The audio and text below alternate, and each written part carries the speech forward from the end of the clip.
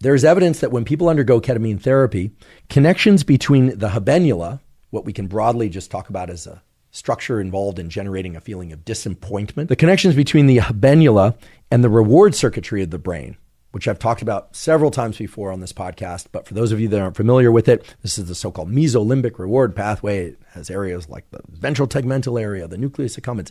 Don't worry at all about those names. Just know that this is a brain area that is chock-a-block full of neurons that release dopamine, which is a molecule that tends to increase mood, increase motivation. In many ways, we can think about it, at least for sake of this discussion, as antidepressive.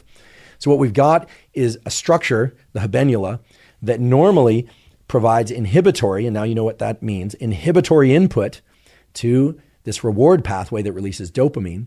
And when people take ketamine, that inhibition